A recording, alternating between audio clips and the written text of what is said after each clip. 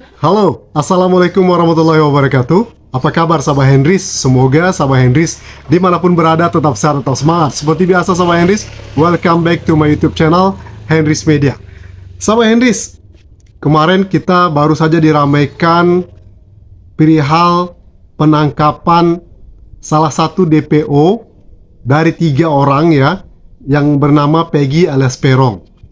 Pertamanya, pihak kepolisian Polda Jabar itu menyampaikan kalau Peggy Peron itu sudah ditangkap di Bandung.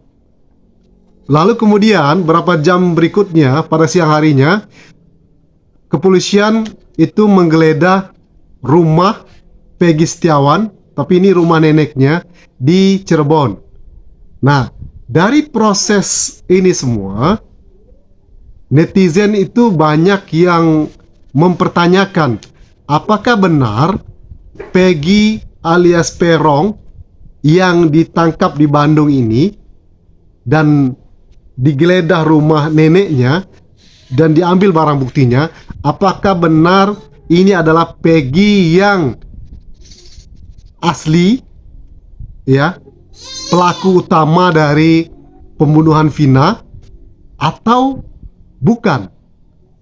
Banyak netizen menanyakan hal ini. Banyak netizen yang curiga, apakah jangan-jangan ini adalah peran pengganti? Dan ini senada juga dengan ex Kabareskrim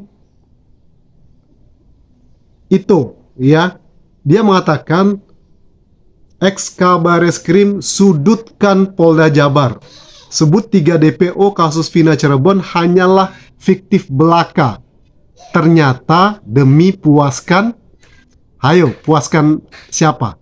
Dan ini juga sahabat Henrys, saya kok malah tidak begitu sepakat kalau ini pelaku utamanya. Terindikasi kalau ini ada pelaku utama yang disembunyikan. Sesuai juga tadi saya melihat beberapa poin-poin pendapat dari netizen ya, kalau pelaku utama itu belum ditemukan ya, terkesan pelaku utama itu disembunyikan. Kenapa? Karena kasus ini dari awal memang ada sesuatu gitu loh ya, dipertanyakan ya. Kok bisa 8 tahun nih, 8 tahun kasus ini susah banget kayaknya mengungkapkannya. Apakah karena ada orang kuat di belakangnya atau bagaimana? Nah, nanti sahabat Henrys, makanya disimak sampai selesai ya.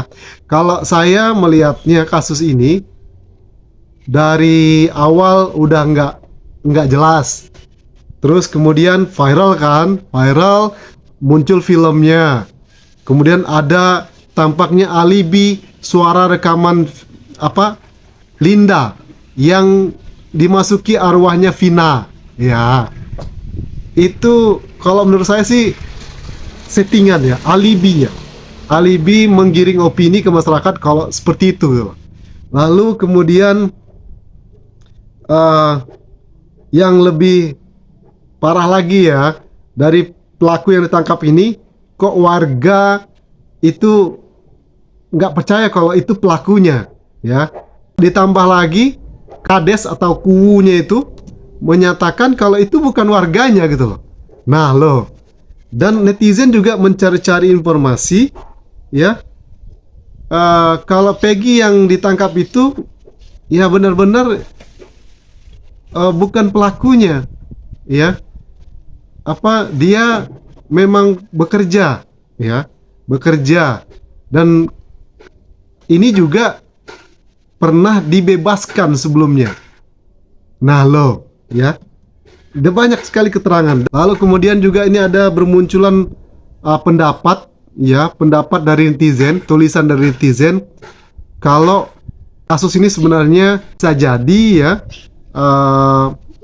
itu ada orang kuat di belakangnya ya, Kita perhatikan ya dari proses keterangan Polda Jabar itu membingungkan masyarakat. Pelakunya katanya sudah tangkap kok nggak ditunjukkan mukanya. Sebaiknya tunjukkan mukanya gitu. Lalu tiba-tiba ada penggeledahan, kok pakai wartawan, banyak yang mengikuti gitu. Ya, jadi saya sepakat juga dengan ex kabar reskrim ini.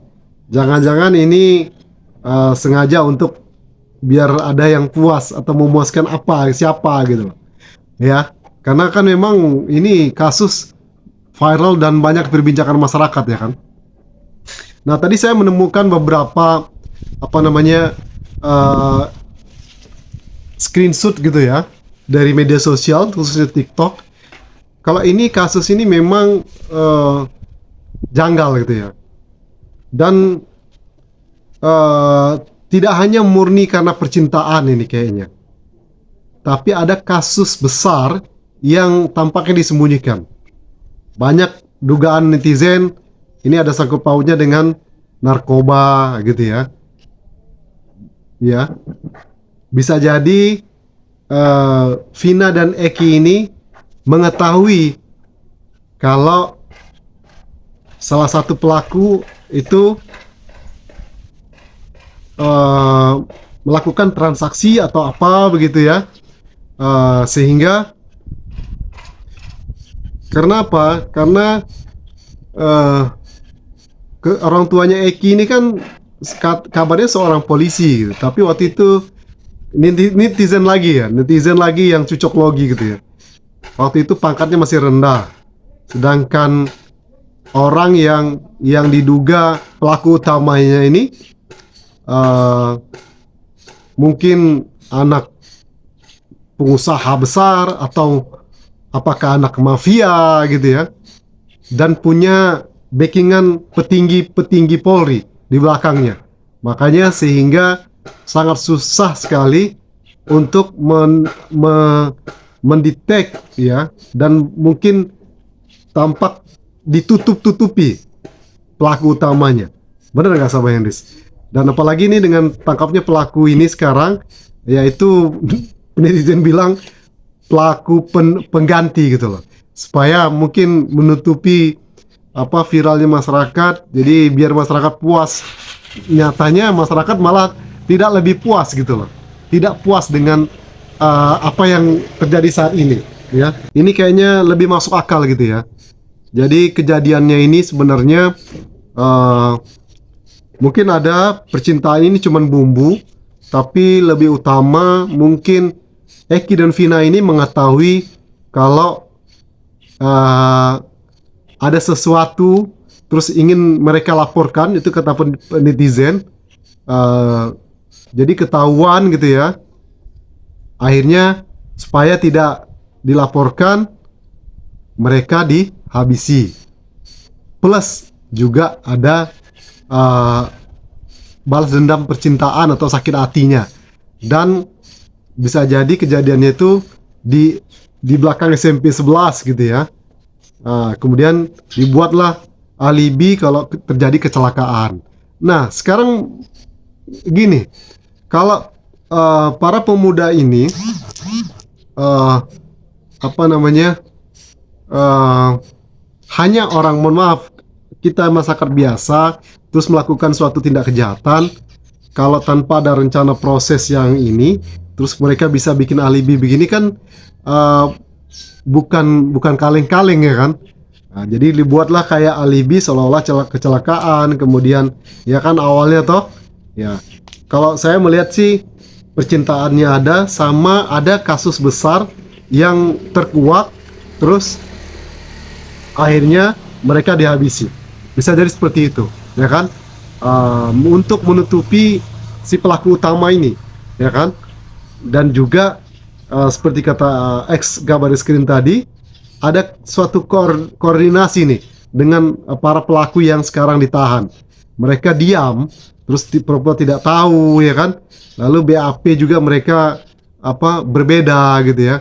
Nah, ini suatu kejanggalan yang luar biasa yang terjadi di kasus ini. tentu kita melihat, menganalisa, terus mencoba juga pakai insting. Kalau saya pribadi instingnya sih begitu.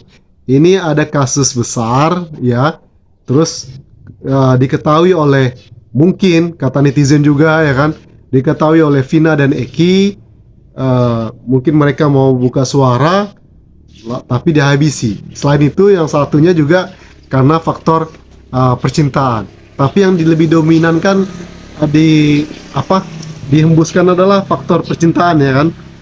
Nah, bener nggak sama Henris? Coba kita pelajari, baca baik-baik ini. Ya, terus ada juga yang tadi mengaku kalau itu adalah saudaranya gitu. Ya, jelas di sini ada orang kuat di balik kasus ini. Benar nggak sama Henris? Kalau tidak ada orang kuat, tidak mungkin. Polisi begitu susahnya mencarinya, ya. Terus ada kecurigaan-kecurigaan, kejanggalan-kejanggalan, ya. Apalagi ini pelaku ya ini yang ditangkap sekarang itu ya. Di TV One juga mengatakan kalau ini sudah pernah ditangkap gitu ya. Warga tidak mengenalinya. Duku juga tidak mengakui kalau itu warganya gitu ya. Dari postingan-postingan FB dia ditemukan kalau dia benar-benar bekerja. Jadi kalau netizen bilang ini nanti Peggy kuli bangunan sebelum 7 hari gitu. Terus alibi mengatakan menyamar jadi kuli bangunan. Ya. Dan kalau coba logika saja, anak geng motor itu menurut kalian kalau untuk yang menjadi ketuanya itu pasti lebih dominan, apalagi doi uang ya, karena kan pas orang tuanya Eki menangkap karena mereka mau mabuk, kalau nggak ada uang nggak mungkin kan. Dan kalau menurut saya selain minum minuman keras mereka juga memakai, bisa jadi kan, bisa jadi mereka juga memakai, ya nggak, pemakai. Nah dari situ kayaknya begitu, sesuai dengan kata netizen. Nah gimana menurut kalian sama Henris? Kalau insting saya mengatakan ini pelaku utamanya, otaknya itu ada orang kuat, entah itu dia anak pengusaha. Kalau di screenshot itu saya dapatkan pengusaha batubara yang punya dekingan petinggi Polri. Nah itu kata netizen ya. Nah gimana menurut kalian sama Henris? Kita pantau terus ini, walaupun kita lihat juga banyak yang mulai jenuh dengan kasus Vina ini karena tidak ada kejelasan gitu. Kalau saya justru malah tertariknya jujur jenuh juga, tapi saya tertarik sedikit gitu loh. Ini arahnya nanti kemana? Kalau seandainya Polri tidak bisa menemukan pelaku utamanya dan satu saat nanti mungkin akan redup, ya berarti kepercayaan masyarakat terhadap Polri itu semakin iya nggak sama Henris? Oke, bagaimana menurut kalian ke depannya nanti kasus ini? Kita tunggu. Tetap stay tune channel YouTube Henris Media.